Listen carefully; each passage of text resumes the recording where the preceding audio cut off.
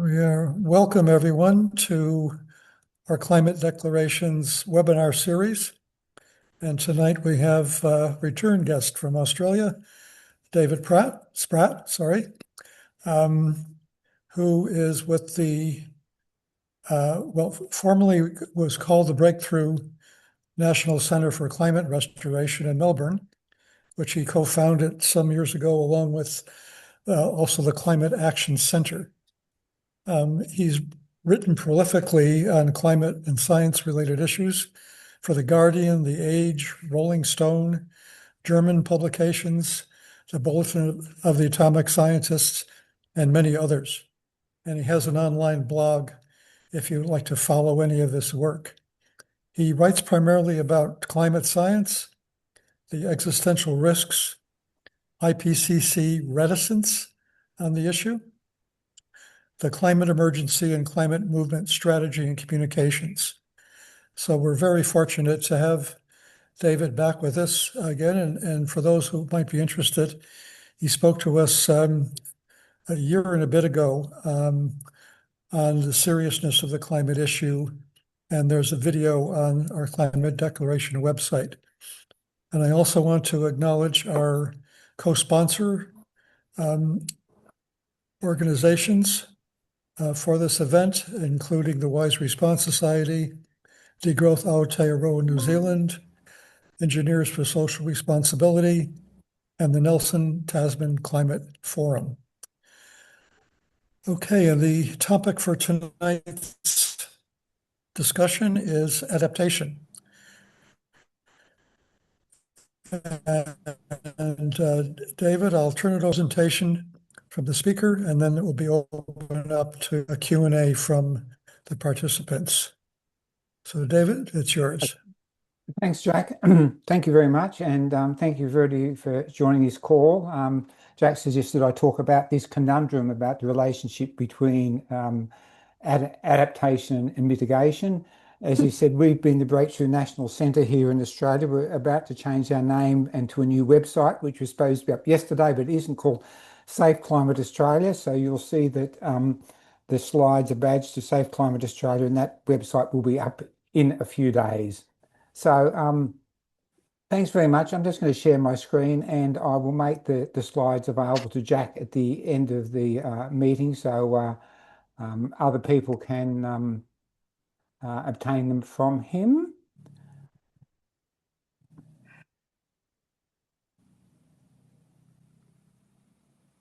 Does that look like a full screen? Yeah, that's good, David. Thank you. Excellent. Thank you. Thank you very much. So just when I was preparing this presentation, I came across an article by David Wallace-Wells. Some of you may know him. He writes for the New York Times, and he wrote a book called The Unlivable Earth. And in that article, he said, and he was talking about the heat in Europe and so on. He says one of the lessons of these extreme heat temperatures is we're going to have to do an awful lot to make a future punctuated by so many things more manageable. Air conditioning is not a cure-all for all the problems of extreme heat. It does not address crop losses and the mass death of animals, let alone evaporative damage to soil and waterways and so on. We need to do a whole lot more. And then he went on to say, that's what climate experts mean when they say that warming not only changes everything, but requires that so much be changed. To pretend adaptation is simple is to live in denial of the pace and scale of warming. So I guess that's a really good starting point. And the reason Jack asked me to do this is I wrote an article maybe a month or 6 weeks ago, because there was an article in The Guardian, and it was about a European Scientific Advisory Board who'd put out a report on adaptation, and the board member said adapting to a hotter future was in part, and I quote, common sense and low-hanging fruit. It's a daunting task, but at the same time it's quite doable. It's not rocket science. And then they went on to say that their recommended scenario was 3 degrees of warming, and that was when my blood started to boil. You'll see the image of The Guardian there. because we know if we get to 3 degrees of warming, it will be impossible for many people to adapt. There's a famous paper put out in 2023 by Tim Lenton, which I've illustrated here, in which the red area, and this is 2.7 degrees, which is, probably 30, 35 years away. This is an area that they expect to exhibit what they call unlivable heat. That is, those parts of the world that will exhibit levels of heat beyond that ever experienced in human history, resulting in near unlivable conditions currently found on less than 1% of the planet's surface, mostly in the Sahara. And I think that sort of event is, pretty much unadaptable to. And if you look at the countries in our region, I mean, it won't be all these populations, but there's 2 billion people in that zone where, in the hottest conditions, it will be very difficult for people to decide. And in fact, 6 years ago, a couple of scientists said if we get to 2 degrees, which is probably 15 years away, warming could provide 500 million people incentives to emigrate. And it's beyond imagination to think what that might look like. And of course, adaptation is about the capacity to live and eat. And Chatham House, the English Foreign Affairs premier research institution, did a great risk assessment in 2021, and they said, unless we have sharp declines in emissions, which is not really happening at the moment, then by 2040 to 2050, this will happen. A 30% drop in crop yields. Food demand will be 50% higher because the more people, particularly in Asia and Africa, moving into the middle class. And 1/3 of cropland will be affected by severe drought each year. And that these cascading impacts will, quote, drive political instability and greater national insecurity and fuel regional and international conflict.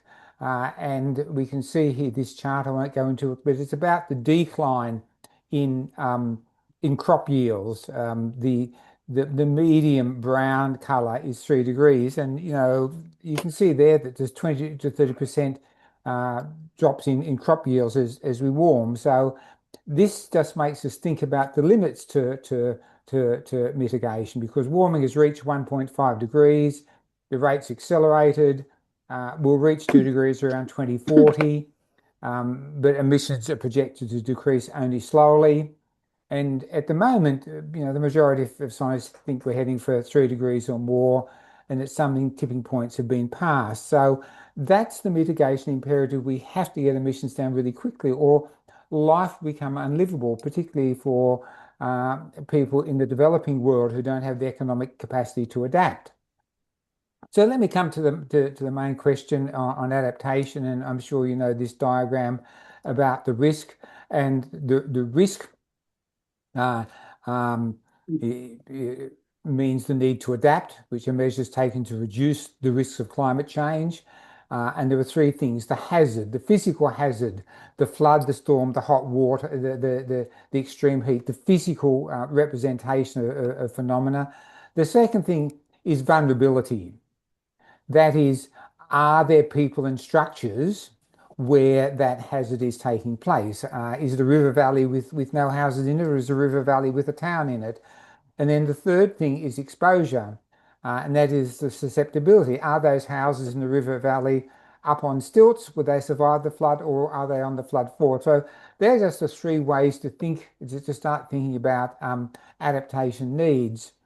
And the fourth one I think is really important, about whether adaptation is proactive or reactive. So if you wait for a flood to inundate and destroy a house and then say, oh, we better build on higher ground, that is much more expensive than shifting the house before the hazard occurs. And unfortunately, most adaptation policy is not really proactive, in my opinion. So the sort of questions we might talk about tonight: are we talking about people, or are we talking about nature? Because we know that heat affects people, but heat also affects crops. About a 10% decrease in yields for each 1 degree of warming. Later on, I'll talk about adaptation limits. Are we talking about individual responses, community responses, or whole of government responses? Because they're very different. As I said, proactive versus reactive.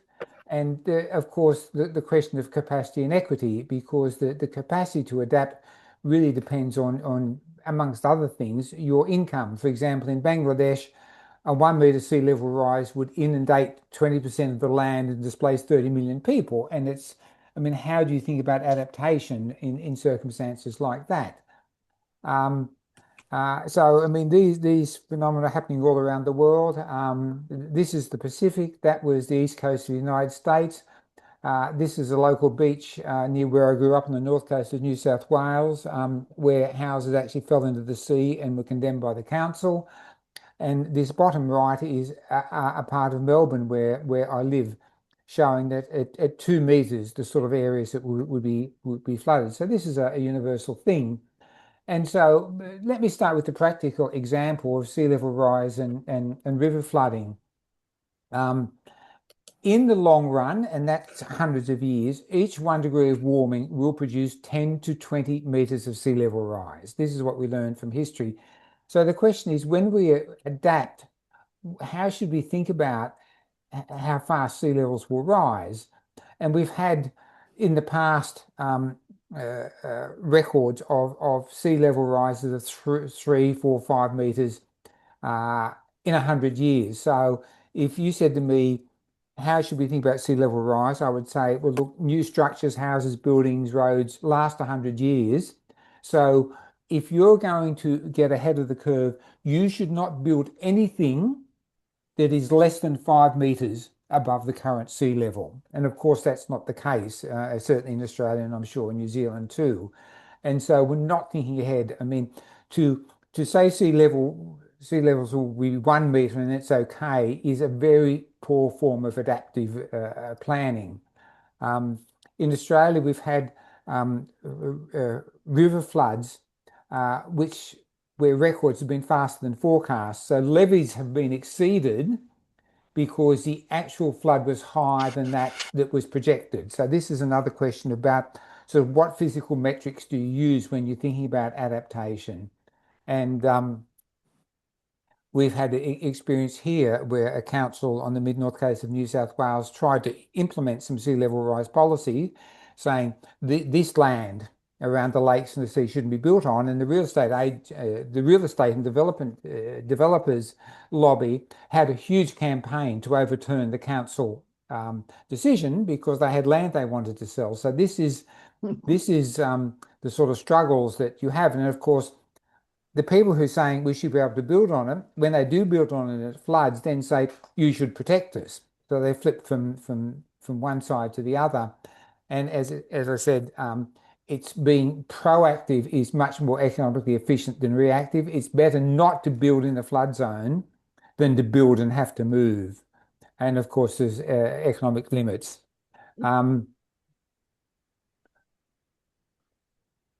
So I just want to share one research paper I came across, which I thought was really interesting, where they looked at a whole lot of research on adaptation. That's what the paper's called, Global Evidence of Constraints and Limits to Human Adaptation.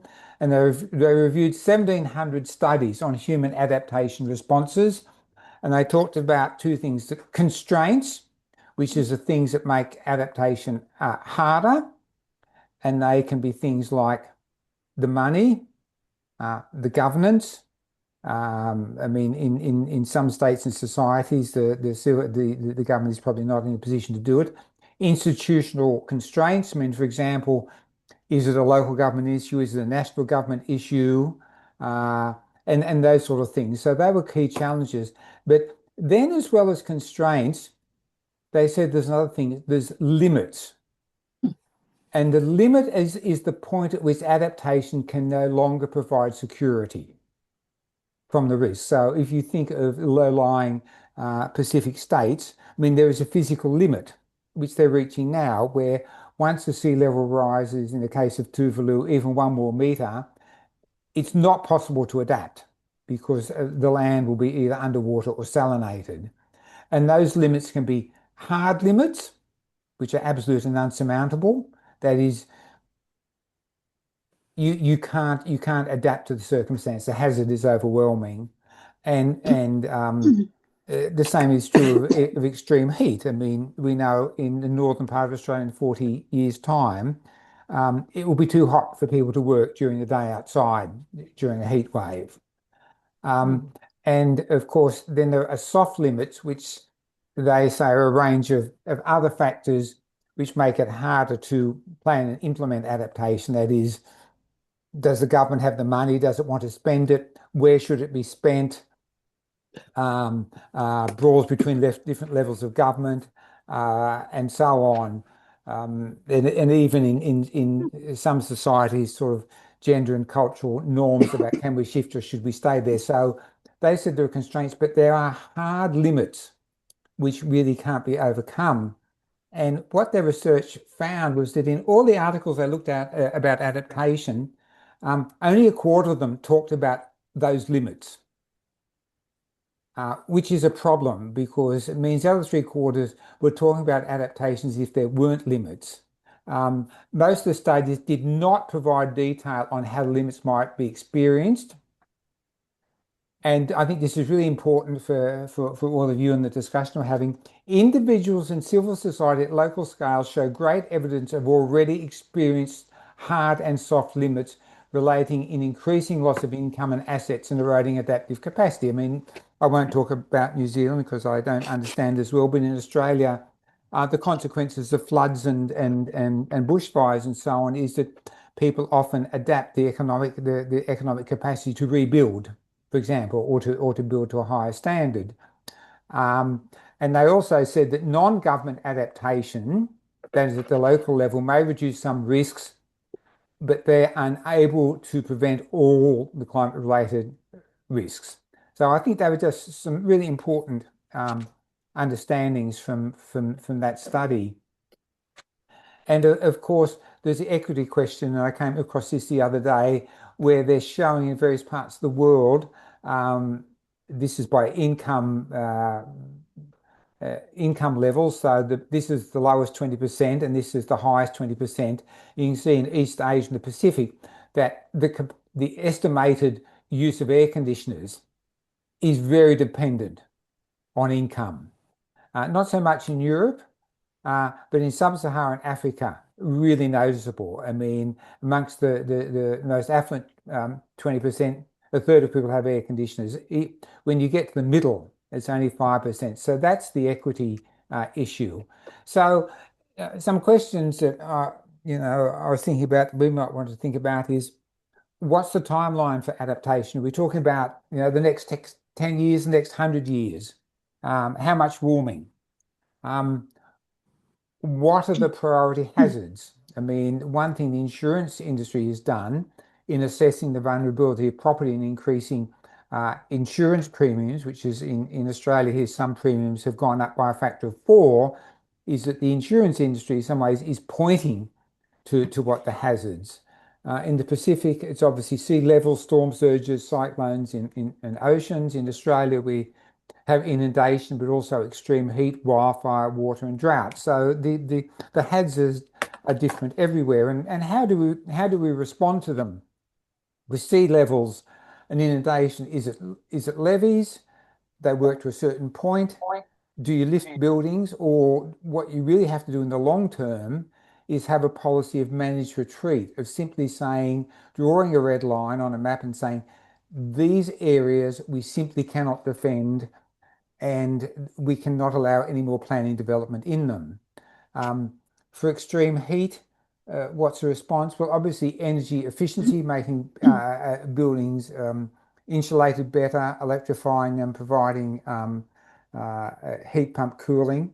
And I mean, this is interesting, but by electrifying and increasing the energy efficiency of a house, it is both a mitigation action, because in Australia's case, you're moving away from, for example, gas, hot water, or and so on, and adaptation together. So electrification is both a mitigation and an adaptation strategy. one of the issues I mentioned here in Australia with wildfires is that the standards for building in fire vulnerable zones, the standards, building standards are now so high, you have to have underground bunkers and so on, that it's very expensive, in fact, impossible. And the same issue we've had here when there were some floods that took out a lot of housing in a place called Lismore, and they promised that they would help people to rebuild or buy houses on higher ground. And then, for 1,000 houses, that's a lot of money for a government, and they weren't prepared to do it in other places. So this is sort of the resource limit. So my questions are, developed economies are most responsible for emissions, but developing economies are the most vulnerable. So what does adaptation look like on a global scale? The second question, what is equitable adaptation on a local scale, given that there are scarce resources? The third level is, what level of warming is to be adapted for? Is it 1 degree or 2 or 3 or 4? Are we looking about 10 years or 100 years? Are we talking about a 1 metre sea level rise or a 5 metre sea level rise? And given that current resource overuse and growing water and food insecurity, are we talking about living simpler? What does agriculture look like? And what does cooperation look like if we're going to adapt? I had a friend who, with some others, went and lived on some land and tried to be self-sufficient. And I had a conversation with him once about what that was like and what they really needed. They were sort of an alternative community, and they said the three things they needed was knowledge, tools, and community, which is an interesting thing to talk about. So, the frog can adapt to a warming water, but only to a certain point. And so there are a couple of risks to talk about. The first is called derailment risk. And this is an obvious thing. This is sort of the adaptation dilemma. If the society spends all its time being distracted by immediate crises and adaptation and doesn't spend any money on mitigation, then it will simply become too hot for all of us because we're derailed from the task of actually keeping this planet at a livable temperature. And the UK Institute of Actuaries did a really good report where they said, look, even now we're entering the danger zone where tipping points might be triggered. So we really have to mitigate very hard. So the derailment risk, I guess, is spending all the time on adaptation and none on mitigating, that is, taking fossil fuels out of the global economy. And then I've been talking about people. In nature, there's plenty of work to show that if you have an increase of 2 degrees in the global average temperature over 1,000 years, most affected ecosystems adapt because, as you know, as it gets warmer, ecosystems either move up a mountain or towards the poles, basically. But if the same warming, 2 degrees, happens in 50 years, most ecosystems do not survive because at 0.4 degrees per decade, and we're above 0.3 now, the bands of equal temperature which the ecosystems have to move towards are moving towards the poles at about 120 kilometers per decade. That's how far an ecosystem has to move to keep in the same temperature zone. And obviously, some animals can do that, but trees can't. And for example, with wooded tundra, if you get 3 degrees in 100 years, only about a quarter of the ecosystem would survive. So there's a nature adaptation question as well. So what are my conclusions? Well, adaptation is necessary, but the economic capacity and equity are really the big challenges. That adaptation is no substitute for deep climate mitigation because it's simply not possible for most people in nature to adapt to 2, 3 or 4 degrees of warming this century. That there's the danger of the adaptation trap, which I've just discussed, where most effort is put into adaptation and the lack of mitigation delivers unlivable warming. An adaptation should prioritize actions to protect the most vulnerable.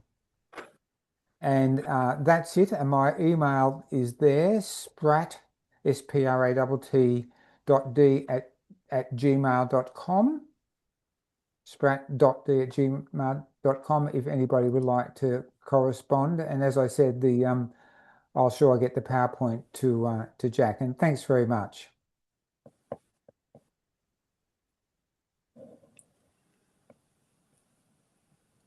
Thanks very much, David. That's a very helpful overview. Just to start off some of the questions, can you say something about what is most likely to happen in our region here, the South Pacific? What are the conditions that are likely to affect Australia, New Zealand? Well, I think Australia and New Zealand are different. I mean, obviously there is a very strong El Nino brewing in the Eastern Pacific at the moment. We have this El Nino, La Nina cycle, and in El Nino there is a change in the wind. So the normal easterly wind, which bring rain to Australia and I presume New Zealand, are reversed, and there's a very hot pool of water in the Eastern Pacific. So in Australia we get drought, and globally you get higher temperatures, and there is maybe a record breaking, or what's called a super El Nino, developing at the moment, and global ocean temperatures are at a record. So in the short term, I think we can expect hot, dry conditions here. I mean, that also has effect in the region. There's already stories that the El Nino is having effect in Papua New Guinea in terms of food security. And one of the impacts of El Ninos is often to delay or moderate the monsoons in India. And there's already evidence that the monsoon in India is late, and that has a devastating effect on the rice crops. So that's one thing. Obviously, as island nations, we are all subject to sea level rise, and it is a combination of the sea level rising and perhaps more intense storms and winds making for larger storm surges. So in talking about what's safe around the coast, it is I think a plausible worst case sea level rise scenario, which, as I've said, should probably be 4 or 5 meters this century if you're going to really risk averse, plus storm surges. There will be, I don't know whether do you get cyclones, or are you too far south? I mean, there may not be more cyclones, but they will be more intense because there's more energy in the system. A hotter water and hotter atmosphere have more energy, so they can be more intense. So I think there's three of the obvious ones. In Australia, bushfire is a really big issue, and I think at a broader level, these will have profound effects on our Asian and Pacific neighbours in terms of human insecurity and food insecurity, from which we are not immune either.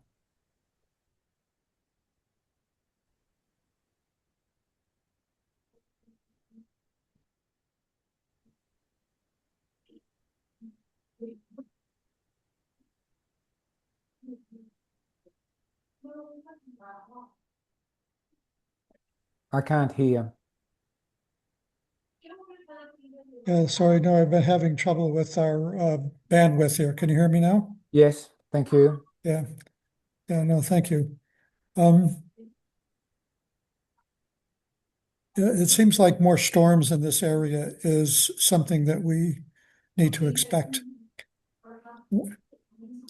Well, I think, I mean, the research doesn't say necessarily more storms, but I mean, a storm, a cyclone, it draws energy from the ocean surface. And so the hotter the ocean surface is, the more intense cyclones will be. So, I mean, we've seen, for example, in the Philippines with Cyclone Haiyan, that they actually said that was a category 6 out of a scale of 5. So I think that, and I mean, and this is, where the hazard is really changing, is that these storms will be of an intensity that we have not planned for in how we've constructed buildings and so on. Yeah, I think it means too that things that we may not have recognized as storms will suddenly feel like storms. I mean, Yeah. one of the things that's happening in Australia is that the intensity of rain has increased. And I mean, we've seen in other places of the world, you may have had it too, where storms get locked into position for a longer period of time because of climate change, and therefore the volume of rain is greater than previously expected, and that's why the Oh, planning hi. the planning for Oh, no, that's flood. okay. I can't talk much, but I just wanted to get an update on your operation, that's all. Can you turn off? Somebody's got to turn off Yeah, their sound. Oh, good, can okay. everyone who is Mark, plugged in, can you please mute yourself so that we can't hear Sounds good. what's going on in your space? Thank No, you. you won't, no. can you mute? No, Whoever's in charge of the call can mute other people normally. on Friday, we're off. It's Mark Wendelken. Okay, sorry, David. That's okay. Yes, we are certainly going to get more intense rain events, and if the drainage systems in the city or a town are designed on historical standards, that becomes a really big problem for the local civil and council authorities. Yeah. Yeah, one of the things that strikes me when thinking about this is, here in New Zealand, we have an earthquake risk, and the government does a lot of communication about it. But there's hardly any communication from central government about these risks from climate events, either the direct effects such as, sea level rise or storms, or the indirect effects. If there's big storms somewhere else and, our supply chain is disrupted, um, it Yeah. it really does change everything. I think that governments and institutions have not dealt with climate risk well. I mean, we keep on getting averages. They say, oh, if we have this amount of fossil fuel emissions in the atmosphere, then the most likely thing is that warming will be 2 degrees. But there's also a 10% chance of 4 degrees. And we know with risk, I mean, we wouldn't get on a lift or jump in a bridge or a car if there was a 10% chance of its crashing. But we accept risks in assessing climate risk that we wouldn't in our own lives. And there has not been a focus on saying what is the plausible worst case scenario, because that's where the damage is greatest. There's not been an emphasis on the plausible worst case scenario and what we have to do to avoid it. For example, you can say, we think the highest flood level in this river would be 8 meters. That's the average, but a plausible worst case is 12. Now, if you build a levee for 9 meters to deal with the average case, you're fine. But as soon as you get the plausible high-end scenario, then the levee is useless. And it's been very difficult for governments and authorities to think about the plausible worst case scenarios in their climate and adaptation planning. And that is essential, because otherwise you waste money. Yeah, well, that raises two questions. One is the issue of the actuarial approach, which focuses on the likely worst case scenarios, as opposed to what is most likely to occur, which is the scientific focus. Yes. And the other aspect of it is, we were talking about earlier, the recent IPP statement that the worst case scenarios have been removed from their consideration. And I know you've done a paper on this, so perhaps you could make a comment or two about that whole dynamic. Well, I mean, actuarial work is reflected in insurance premiums, and they don't lie. And, people are aghast at their insurance premiums going up in Australia, but the fact is that the risks are going up. Regarding your second question, people may remember about a month or 6 weeks ago, there were these stories everywhere. I'm actually doing a presentation later tonight about it for another audience, saying, oh, scientists have looked at the emission scenario. So in 2000, to help policymakers, they had some scenarios about, how fast emissions from coal, oil, and gas would increase.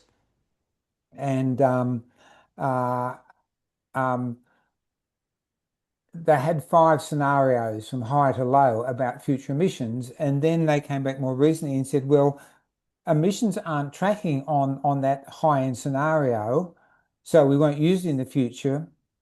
And that's good news because the worst case has been avoided.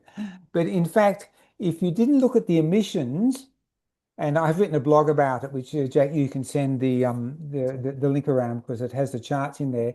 But if you actually look at the temperature and the future temperature, it's actually tracking above the worst case scenario. So, and that's because a thing called climate sensitivity was higher than expected. So while emissions weren't the worst case, the temperature is. And none of the stories said this. Everybody said, oh, good news, fantastic. But it was very poor science communication. And I think with cutbacks in specialist media journalism, there's a lot of climate journalism by press release. Get a press release, rewrite it, rather than probing and thinking about what the research says. There's a blog I've written which you can circulate, but it's it is in terms of temperature and what's called energy imbalance, which is an indication of future warming. We are tracking on the worst case scenario. Yeah, I think this is a really important issue for anyone watching here. And we'll put the link to David's paper on the website when we put the video up, Yeah. so you can access it. The other thing you might Because- do is that the Bulletin of Atomic Scientists, after I wrote my piece, had an article by Michael Mann, who Yes. the well-known American climate scientist, and a woman called Genevieve Gunter, talking about this issue, saying exactly the same things. And I believe there's a video interview with them as well. So that's you don't have to believe me; you can believe Michael Mann as well.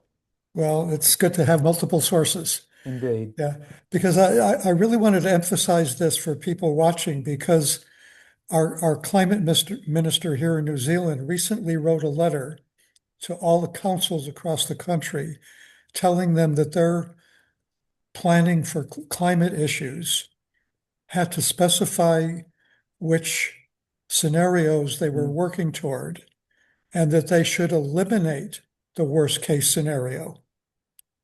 Okay. That I mean, that is the opposite of what you do in any other risk management circumstance. If you're planning a bridge and you say, well, what are the threats to this bridge structure? How bad, for example, could an earthquake be? And can we build the bridge to withstand the earthquake? And then say, oh, well, look, we'll take out the worst case scenario. We'll assume an earthquake doesn't happen and build a bridge to that standard. Everybody would be outraged because when the earthquake comes along, the bridge falls over. So it is an act of stupidity which is contrary to what government does in all other forms of civil engineering in the world. Yeah, and again, I think it brings it back to the actuarial approach. These actuaries are not doomers. No, They're they're there to make sure that they don't lose money yeah, by underestimating the risk and going broke. yeah, but people in council should understand how the actuaries work, because they have to consider those sorts of risks, but they need to also apply it to New Zealand. Mm. Okay, why don't we open this up to some of you who are out there viewing the presentation? If you have a comment or question for David. Jack, maybe we take 2 or 3 at a time and then I'll respond so we get time for more questions and less talking from me. Yeah, if you can give a show of hands, either electronically or physically, and I'll try to get people in order. I can see you.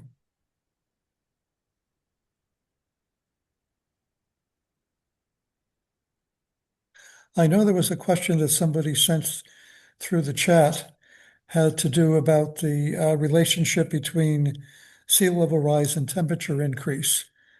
Could you repeat the data about that, David?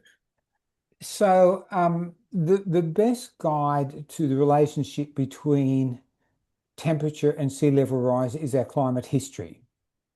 And so, for example, in the last ice age, about 20,000 years ago, where it was colder, there was a lot more ice stacked up. Um, um, and things were about 5 degrees cooler than now, and the ice was 100 meters higher, roughly.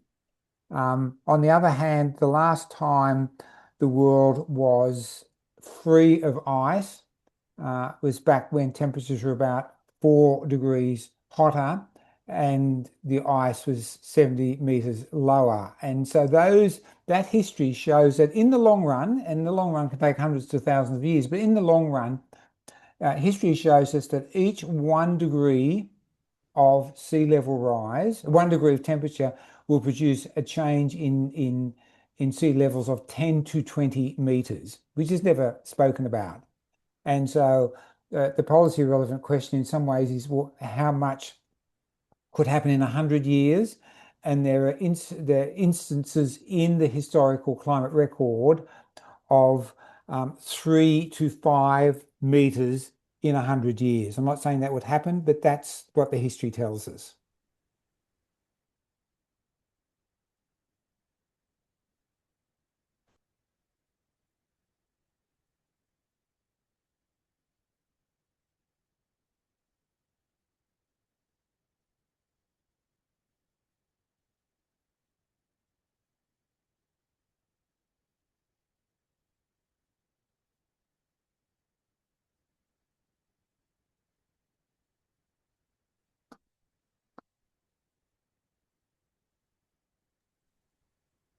Jack, Peter Beaver has his hand raised. Jack appears frozen, Peter going ahead himself. He's in an ice age. Shall I ask my question? Yes, sure. Okay. I feel like the climate movement has lost a lot of momentum, certainly in New Zealand. I'm not so sure about overseas, but in around about 2020 or whenever it was, when the last Labour government came to power and Jacinda Ardern talked about it being there was some famous statement she made about climate and how that was going to be a priority, and the Greens and Labour were working together on that. And there were huge marches. There was a massive march around that time. It felt like there was a lot going on. There was a lot of enthusiasm, and it seemed like change was in the air.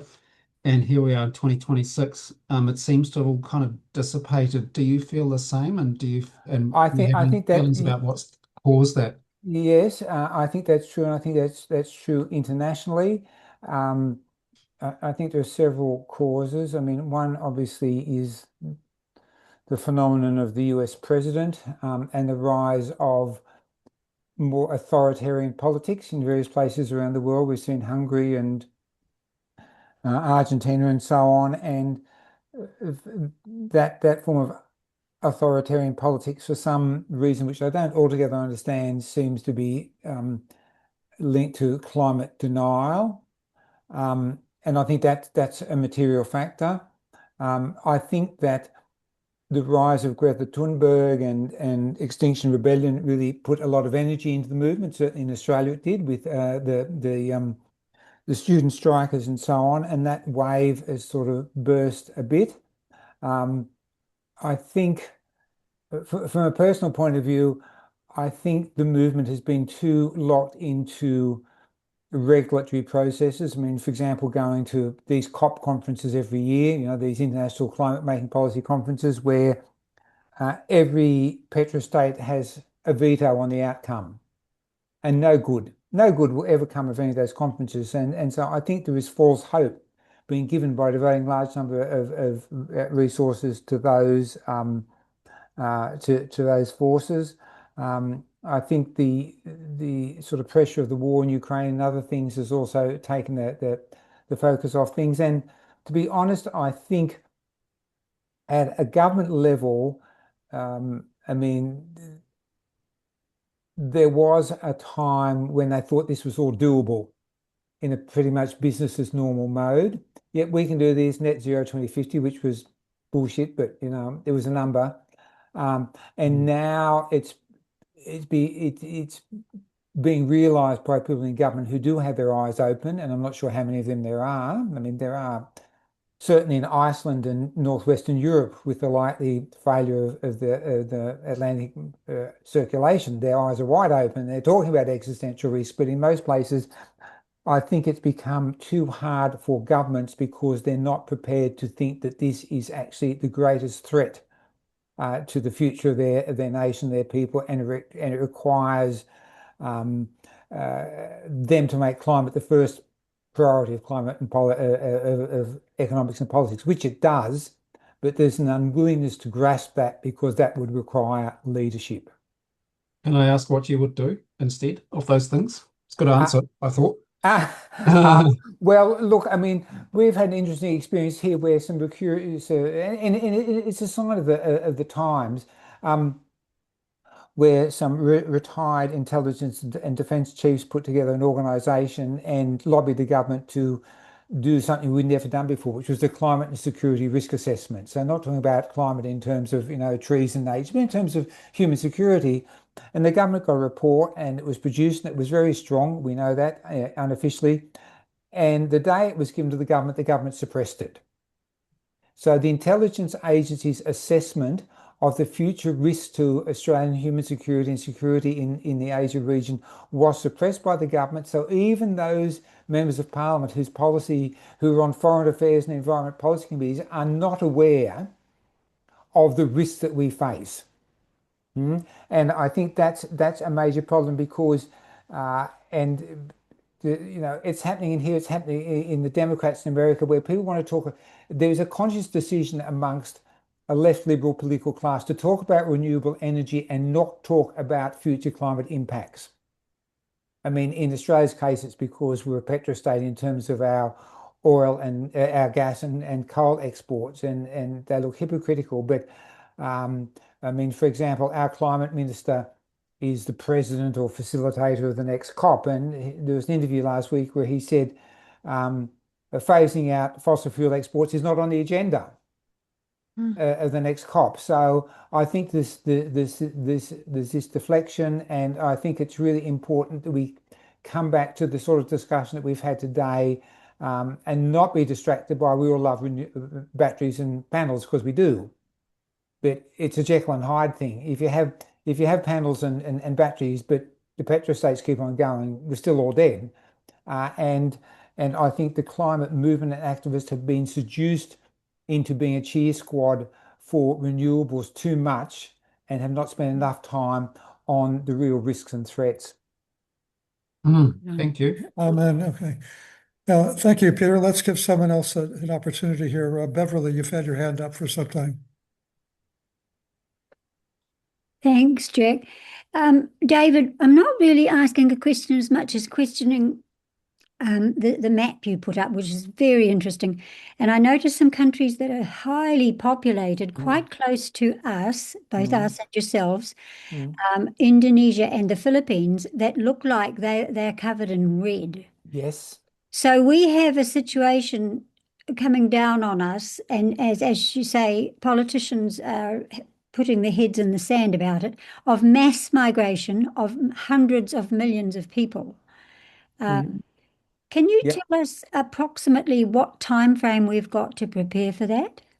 Well, I mean, that map requires a detailed discussion. That map said if you get to 2.7 degrees of warming, now we're at 1.5 now, and we're doing maybe 0.3 a decade, so that's maybe 40 years away.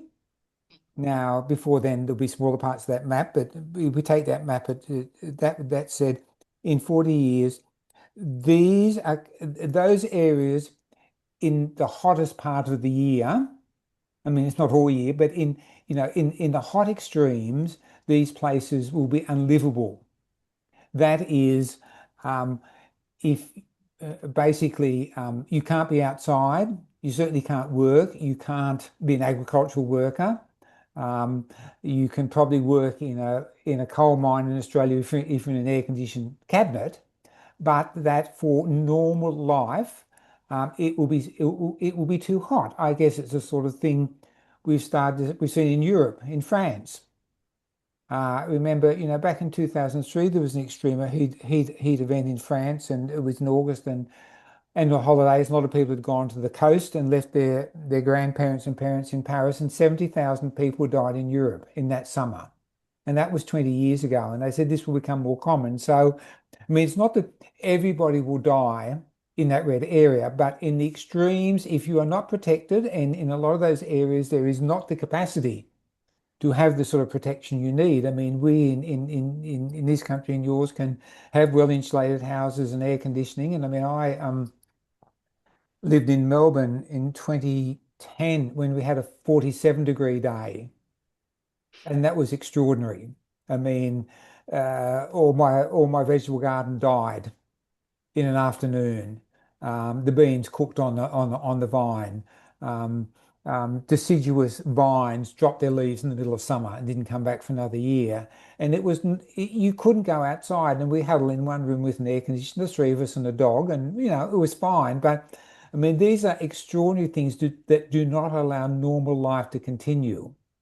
And so there will be mass displacement of people.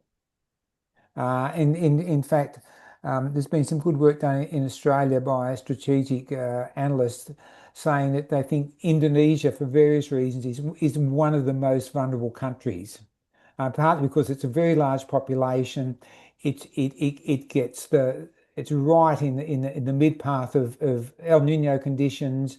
A lot of it is sinking. A lot of it is very low, and they have identified Indonesia as one of the most vulnerable states for insecurity. I mean, that can be human insecurity, people moving.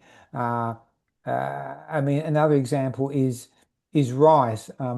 If you look at something like wheat, a large amount of wheat is grown in a few places but traded internationally. So if Australia's wheat crop fails, but the one in China and Ukraine and the US are okay, then we're okay. But with rice, it's almost all grown in Asia, and 90% of it is used domestically. So that the amount of rice that is traded to other countries is fairly thin. So if there's a crisis in one or two rice nations, then it has a devastating effect on the market. So, I mean, for all those reasons, I mean, we brought out a US security analyst in 2017, and we were talking about Australia and Asia and New Zealand, the Pacific in the future. And she looked at us and said, "You're living in disaster alley." That was her word. And I think that's really appropriate. We're at the end of Disaster Alley. That's a bit of a worry. You're at the foot of the head. Yeah, that's right.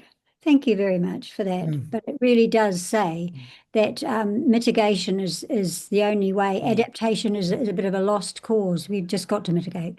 Well, yes, we do have to mitigate. I mean, and just coming back to your question about mass displacement of people, I think that one of the reasons why the intelligence report to our government on future impacts was suppressed was because it said there will be mass forced migration of people, forced displacement, which is true. And as you know, immigration around the world everywhere, and the racism makes immigration a no-go-to issue. And so the fact that climate disruption is going to have large-scale forced displacement helps to make it an issue that can't be talked about. Yes, thank you for those thoughts. Yeah. Thank you, Bev. Olivia, you have your hand up. Unmute. There you go.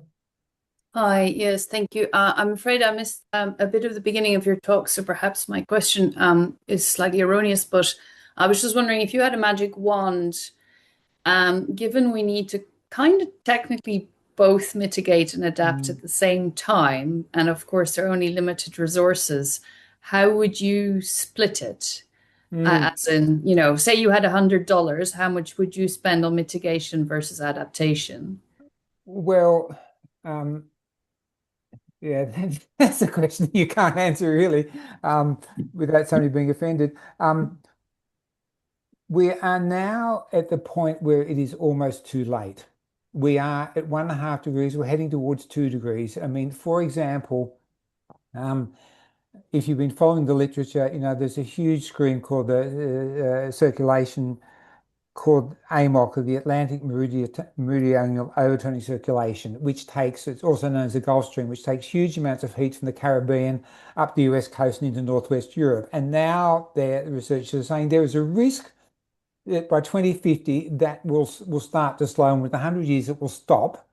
And people will tell you that in Northwestern Europe, that would make agriculture non-viable. So this is, in the true sense of the word, an existential threat for people. I mean, the government of Iceland and some of the Nordic councils are now using this sort of language, having really urgent risk assessment, saying what is the risk to our future? And they're being really frank about it because it's there and it's really material. So, I mean, on the one hand, I would say we have to do everything to stop the level of warming that is coming, because it will just imperil everybody. On the other hand, we have to reduce the suffering of the most vulnerable. And that's probably not us in Australia and New Zealand, to be honest. It's probably those 30 million people in Bangladesh who live 1 metre or less above sea level. I mean, that's where the money for adaptation really should be put.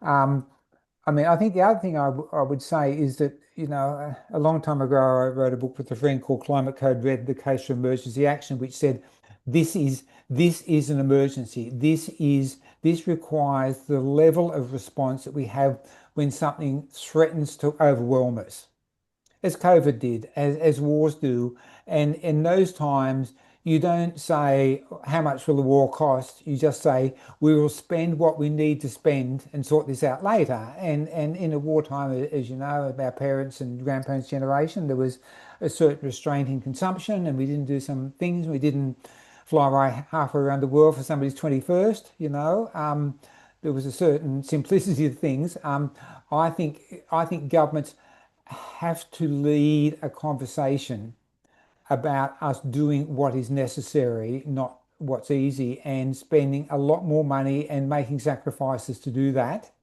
because this is an emergency. And if we don't, the consequences will be terminal for a lot of people and a lot of countries. Sorry, that's not an answer to your question.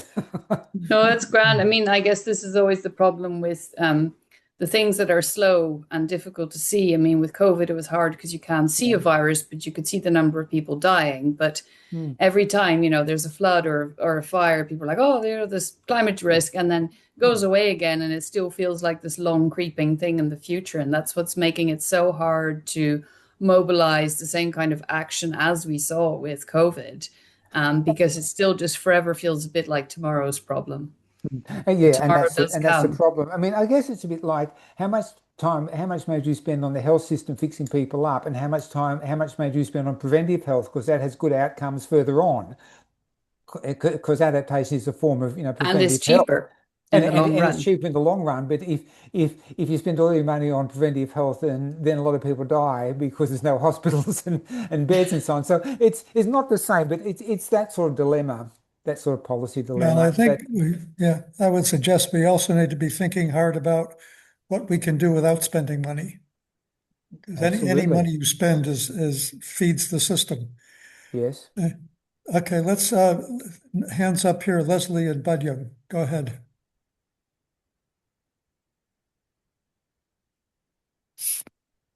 Yeah, thanks, David. I'm just wondering if you could elaborate a bit more on the climate sensitivity issue. I'm aware of the difference between the IPCC projections for climate sensitivity, which, as I understand, is the temperature increase for a doubling of CO2, and James Hansen's work.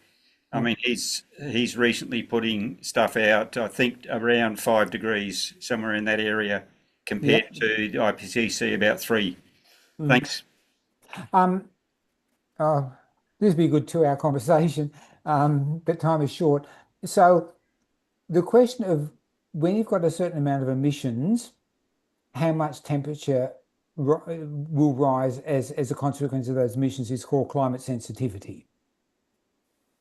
It's a sort of the thing in the middle of the equation. And traditionally, a sensitivity has been used which has not taken certain things into account. And there's a scientific brawl about this. And in fact, the most recent sort of set of climate models have actually produced higher sensitivity than before.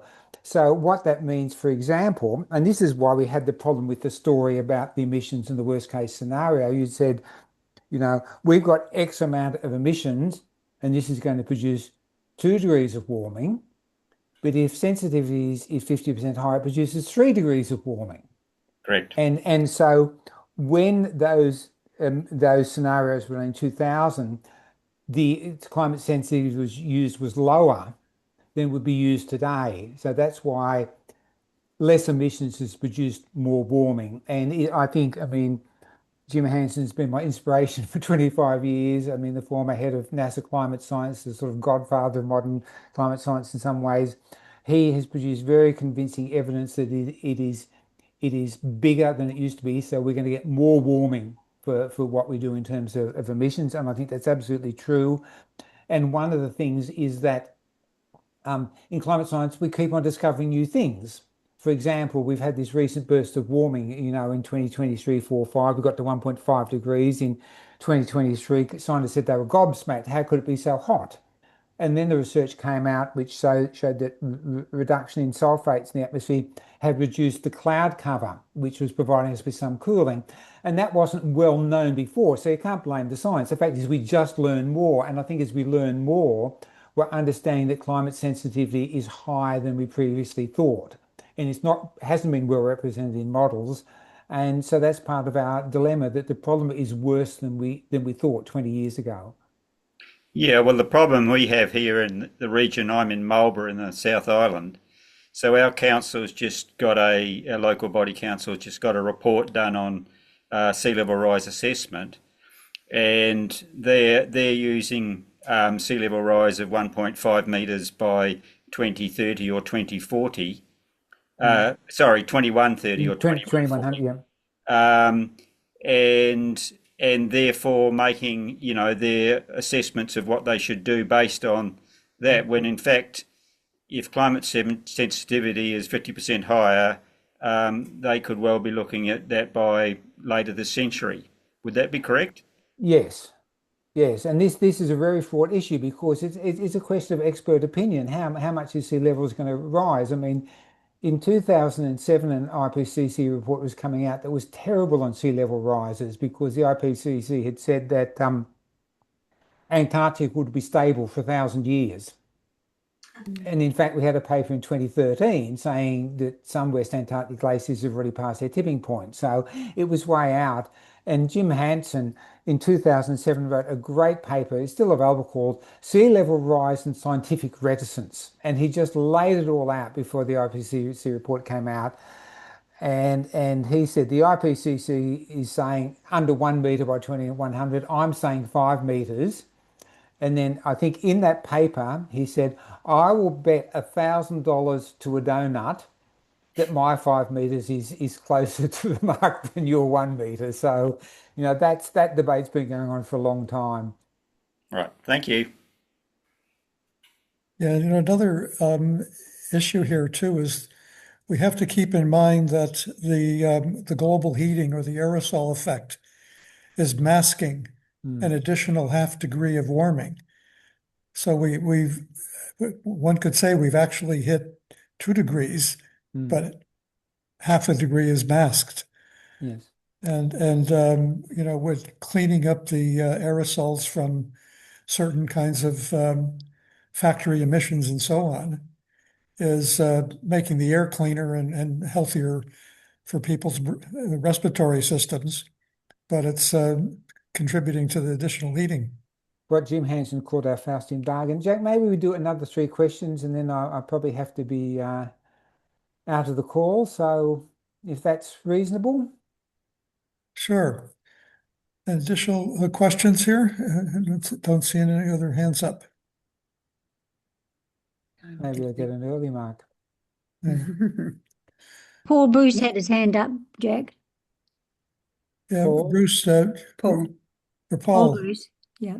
I thank you very much, David. I was just thinking about the mitigation and treat that as if it's a huge cost, but in fact, there's enormous co-benefits for doing most of the things that really do decrease our emissions. You know, like a lot of 2,000 people die from the particulates from the fossil fuels here in cars here in New Zealand, and you know, having a more healthy lifestyle, walking and using active transport actually increases your longevity. You're less likely to have to go to hospital. Yep.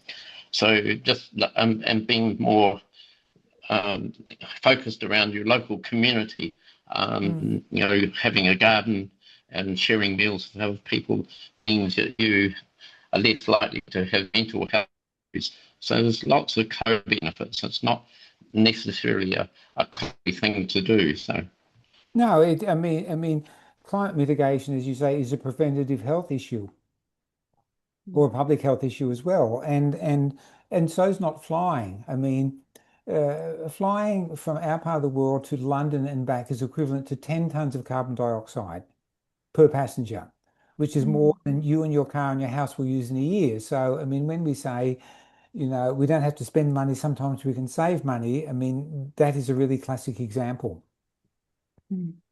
Yeah. David, with the increased sensitivity and accelerating temperature increases, do we have a carbon budget left? No. Yeah. No, I mean, I understood 10 years ago, more than 10 years ago, from a great Australian climate science called Mike Raupak, who died. And I said, can you explain to me these carbon budgets? And he said, well, you know, they say there's a carbon budget left for 2 degrees of, you know, however many, you know, billion tons of CO2. But he said, that's a 50% chance. He said, though that amount of future emissions, the so-called carbon budget, has got a 10% chance of 4 degrees. A 50% chance of 2 degrees, but a 10% chance of 4 degrees. And I said, well, if you wanted a 5 or 10% chance of not exceeding 2 degrees, what would the carbon budget be? And he said, there'll be none left. I mean, from being a risk averse and saying what's the worst case scenario, there hasn't been the carbon budget, which really came out of the Paris deal, was a political fix.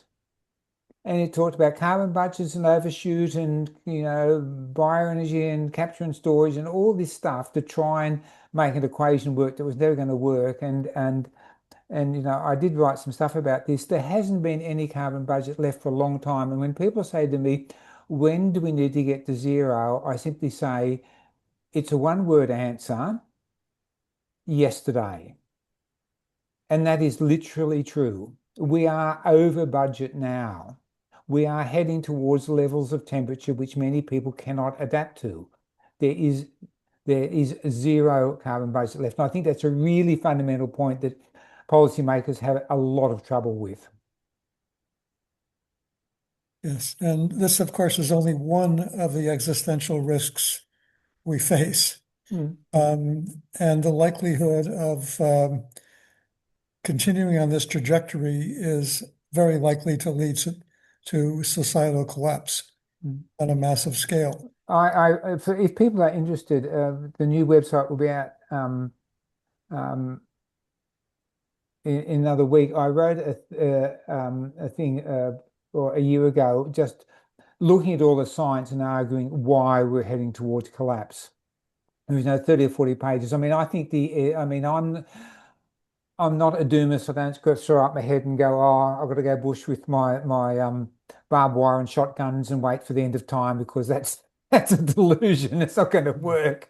But I mean, the evidence is that if we keep on going the way we are, a lot of people on this planet will not survive, and a lot of countries will not survive. I mean, I think that's just the objective evidence, and we have to face that with courage. Yeah, it says a lot about what we need to focus on in this upcoming election, and also issues that we need to raise with our local government, because I would have more faith in local governments being closer to the people. Yeah. Helen, you've got your hand up. Go ahead. Lucky last. Last question. Just wondering whether your modelling takes into account. So the echo, I can't understand. I don't know what to do. Tell her to type it in.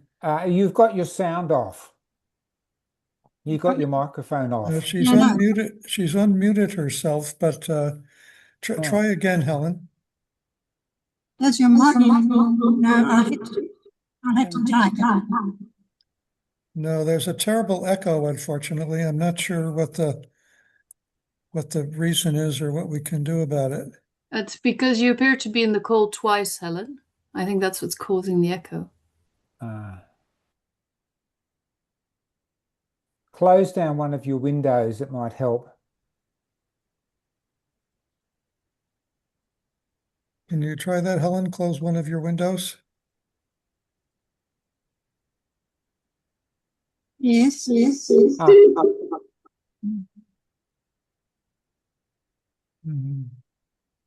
Might have to leave it there. I don't think I can. It's the Zoom app is open as well as the browser. Microphone. Helen, perhaps you could type something in the chat if you have a question for David.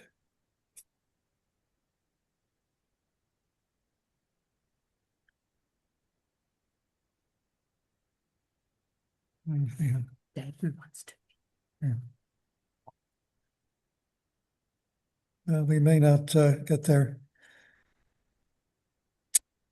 David, thank you once again for stimulating and disturbing. But we need to be disturbed, I think, to face the realities that are before us. If we're going to take some effective action, we have to understand how bad it is. Fear has been a very, very adaptive emotion for our species, and we need to use it again. Thanks, Jack. Thanks very much. And thanks to everybody for turning up and for the conversation. It's always stimulating. Yeah. Okay. Thank you. Thank you very much. All the best. And I will send you the PowerPoint for distribution. And anybody who wants to email me at spratt.d@gmail.com, you're most welcome. Thank you. Yeah. Cheers. Bye. And again, we'll have the video onto our declaration website, along with some of the references that have come up during this conversation. Thank you so much. Thanks again, Dave. Be Bye. well. Thank you. Bye-bye.